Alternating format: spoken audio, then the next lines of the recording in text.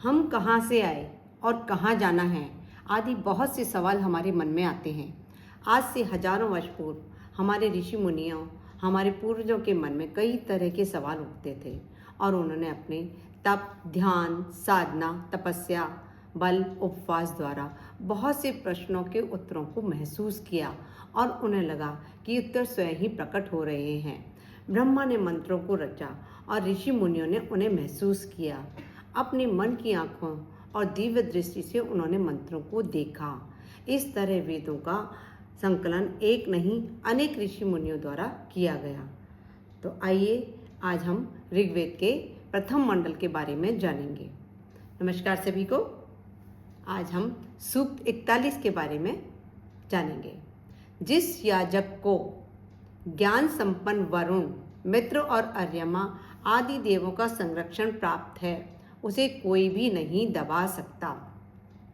अपने बाहुओं से विविध धनों को देते हुए वरुणादि देवगण जिस मनुष्य की रक्षा करते हैं, शत्रुओं से अहिंसित होता हुआ वह वृद्धि पाता है। जब देवगण साधक को सत्पात्र मानकर उसे दैवी संपदा प्रदान करते हैं तो अहितकर प्रवृत्तियों से यह अप्रभावित रहकर सतत प्रगतिशील रहता है।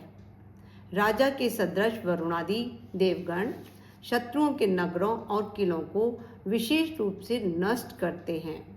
वे याजकों को दुख के मूलभूत कारणों, पापों से दूर ले जाते हैं। हे आदित्यों, आपके यज्ञ में आने के मार्ग अति सुगम और कंटकहीन है। इस यज्ञ में आपके लिए श्रेष्ठ हविष्यान समर्पित हैं। हे आदित्यों, जिस यज्ञ को आप सरल मार्ग से संपादित करते हैं वह यज्ञ आपके ध्यान में विशेष रूप से रहता है, वो भला विस्मृत कैसे हो सकता है। हे आदित्यों, आपका याजक किसी से पराजित नहीं होता। वह धनादि, रत्न और संतानों को प्राप्त करता हुआ प्रगति करता है। अर्थात जिस पर वरुण देव की कृपा हो जाए वह प्रगति करता है और वैभव को प्राप्त करता है।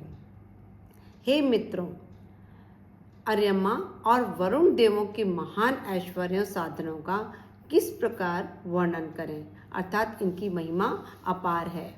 हे देवों, देवत्व प्राप्ति की कामना वाले साधकों को कोई कटु वचनों और क्रोध युक्त वचनों से प्रताड़ित न करने पाए। हम स्तुति वचनों द्वारा आपको प्रसन्न करते हैं। अर्थात यहाँ कहा गया है कि क्रोधित वचन अपन को नहीं बोलने हैं और न उनके द्वारा हमको किसी को प्रताड़ित करना है। जैसे जुआ खेलने में 4 पासे गिरने तक हार जीत का भय रहता है, उसी प्रकार बुरे वचन कहने से भी डरना चाहिए, उससे स्नेह नहीं करना चाहिए। हमारी रोज़मर्रा की ज़िंदगी में कोशिश हमारी यही होनी चाहिए कि हम किसी से भी कोई कटु वचन न कहें, क्योंकि जुबान से निकला हुआ बोल अगर हम किसी को गलत बोल देते हैं तो हम वापस उनको नहीं ले सकते। इस सूक्त में वरुण देव के बारे में बताया गया है। तो यहाँ ये लिखते हैं वरुण देव के लिए, वरुण देवता हिंदू धर्म के प्रमुख देवता हैं और वाल्मीकि रामायण उत्तराखंड के अनुसार वरुण प्रजापति कश्यप और अदिति के 11वें पुत्र हैं। श्री महाभगवत पुराण के अनुसार वरुण देव की पत्नी का नाम चर्षणी है। वरुण देव का वाहन मगरमच्छ है। वे जललोक के अधिपति हैं। कहा जाता है कि वरुण देव की स्थिति अन्य वैदिक देवताओं की अपेक्षा प्राचीन है। अग्नि व इंद्र की अपेक्षा वरुण से संबंधित सूक्तों की संख्या वेदों में कम है, फिर भी उनका महत्व कम नहीं है।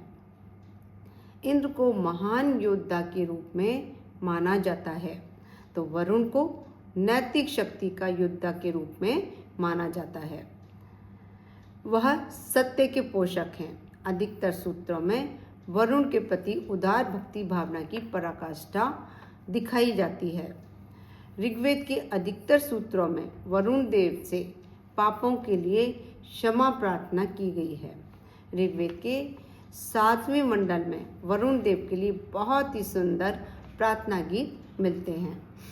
इनमें कई क्रमशः सूर्य नारायण, इंद्रदेव और मित्रभग, अर्यमा, पूषादेव आदि हैं।